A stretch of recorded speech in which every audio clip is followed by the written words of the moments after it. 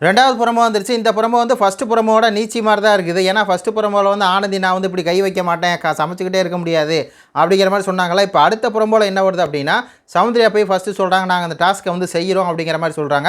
எவ்வளோ நேரம் நீ இந்த முடிவு வந்து எடுக்காம இருப்பீங்க அப்படிங்கிற மாரி கேட்குறாங்க. நாங்க வந்து அந்த டாஸ்க்க செய்றோம் அப்படிங்கிற மாரி சௌந்தர்யா சொல்ல, ஒரு குரூப்பே வந்து போதுன்னு வைங்களேன்.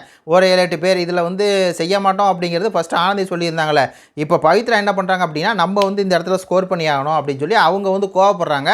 இந்த மாரி அவள வச்சே பேசிக்கிங்க.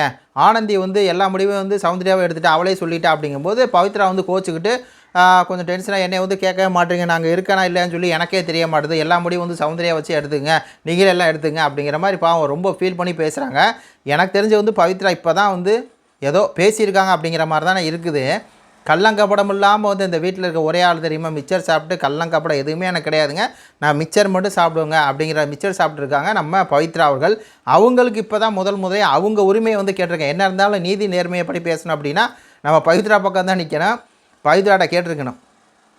ஆனா, கேட்ட நேரம் தான் அதிகம். கிட்டத்தட்ட வந்து காலையில ஃபர்ஸ்ட் புறமோ வந்து 9 மணிக்கா, 2வது புறமோ 12 மணிக்குன்னா, அப்போ உள்ள ஒரு 3 மணி நேரம் வந்து டிராவல் பேசிக்கிட்டே இருக்காங்க. இந்த 3 மணி நேரமும் கேட்கலையா பவித்ராட்ட? ஐயோ!